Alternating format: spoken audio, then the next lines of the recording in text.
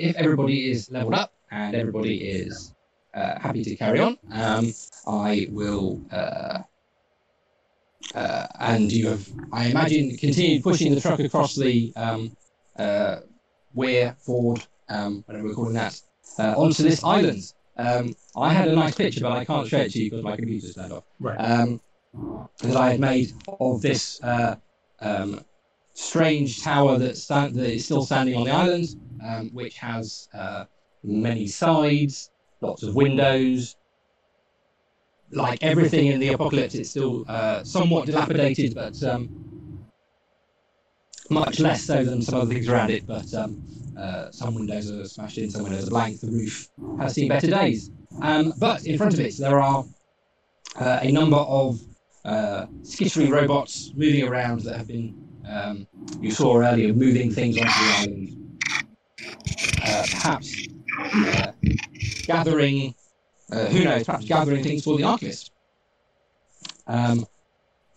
Since you have leveled up, I am assuming that you have are going to stop and take a breather here and see what's going on. That is my plan. While you are recovering, possibly cleaning off the purple ichor of the beetle battle, or not, depending. Most certainly emptying my boots.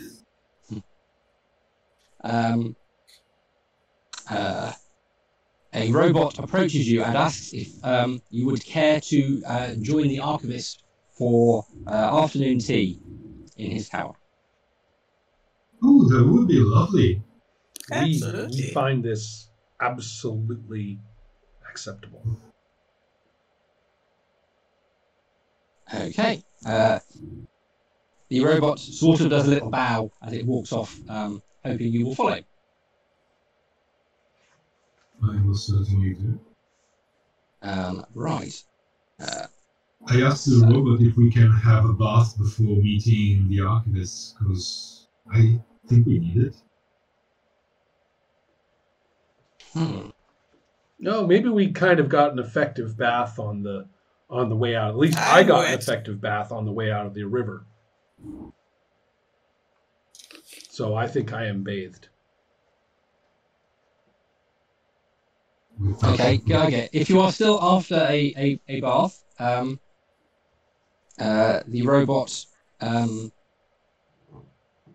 robot looks at you in a way that suggests it doesn't really understand these strange human desires to get wet. But that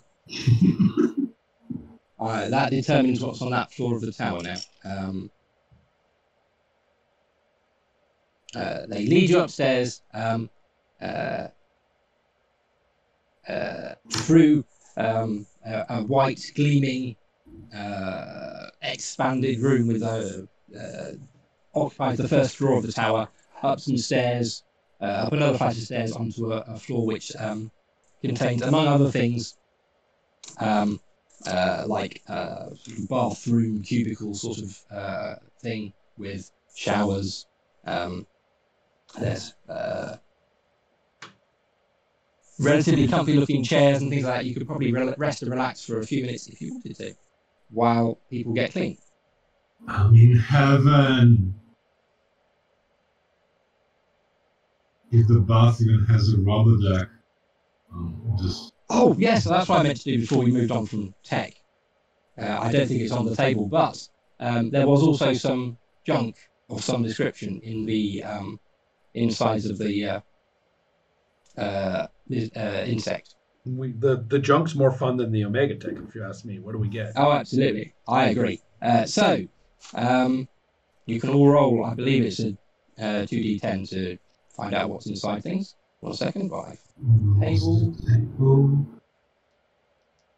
I have my table. Yes, roll 2d10. Everybody will find some fun and exciting. Oh, you got it? Yeah. Really? A 13 is another punching bag roll. These things are everywhere. I get a 79. What is it? A 79 is eyeglasses. Ooh, lovely.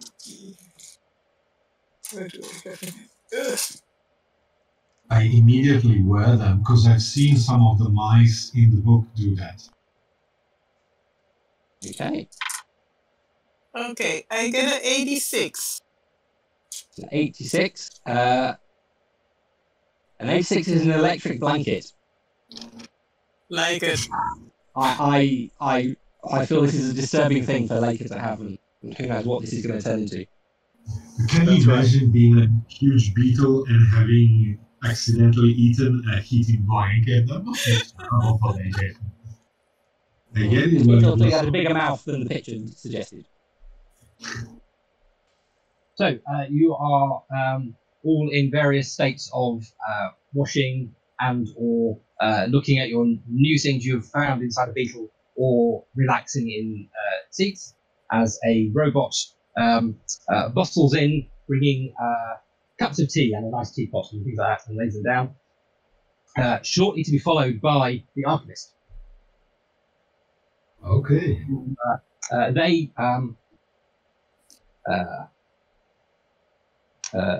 almost appear. Certainly, one moment they aren't there, and then you realise they've entered the room. Blonde, clear-skinned person with their hair tied up, wearing eyeglasses as well. See? In a robe, and with a sort of ceremonial chain of circuit boards around their neck. For, as we possibly already know, they are one of the on-bounds of the market. And they are they smile and look around and say, "You're very welcome to join me here. I've heard something about you already."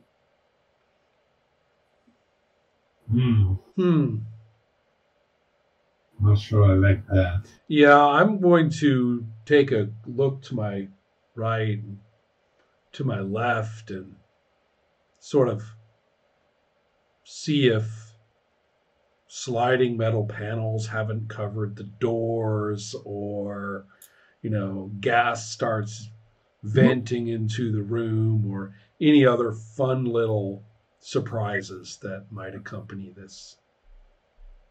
That sounds like a perception roll, so yeah, go ahead and do that.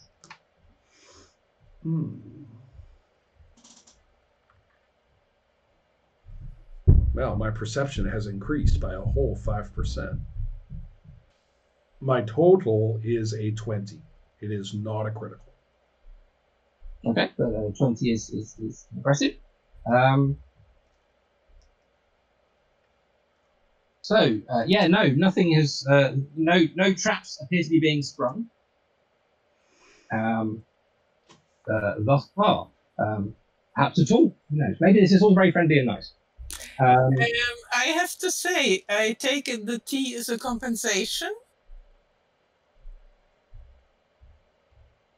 Compensation for what happened to the market? Oh. Well, so I hadn't intended on pressing that particular point, but now that I think about it, I approve. I look down at the tea and I look up in expectation of a yes. I adjust my eyeglasses and try to look smart and think.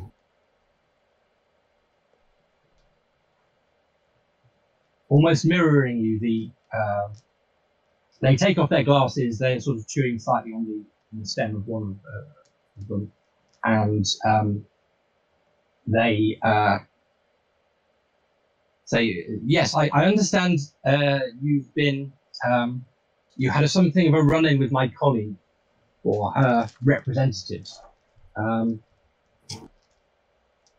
afraid to say that they are not.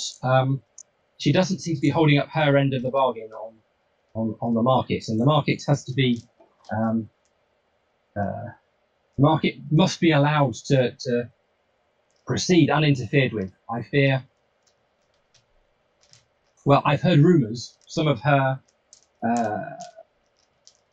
army are feathering their own nest. I think we can confirm said rumors. I'm sure she doesn't approve of this, but maybe she's not as informed of their activities as perhaps she could be. Maybe her grip on them is slipping. Well, I feel as though we've done our civic duty by finally lodging the official complaint in the proper place.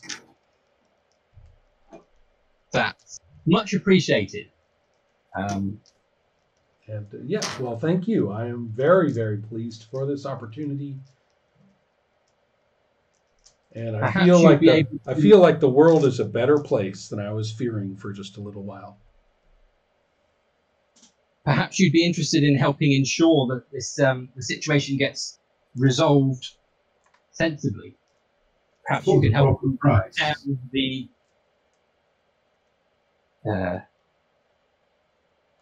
Well, obviously, I wouldn't expect you to do dangerous work for nothing. Well, hold on here. I mean, our goal here is the benefit of all. We merely want elbow you in the guts.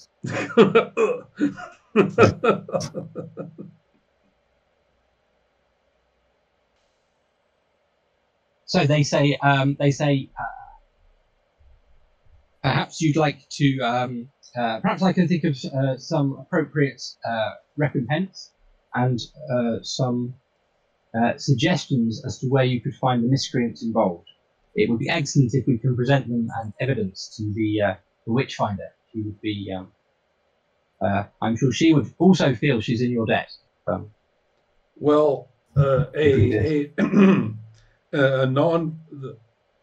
corpses by and large are nonverbal. And it would be difficult for the miscreant to confess to their wrongdoing if they're deceased. So, are we to fetch them in a state of in a condition of being alive? A confession would be good for everybody's soul if you can arrange that. That may prove a little bit difficult. They're not very cooperative. So there it is. Would there be some way of perhaps? No, I give up. Akma is not capable of asking the question that is in my mind. By the way, and I bring up the coloring book.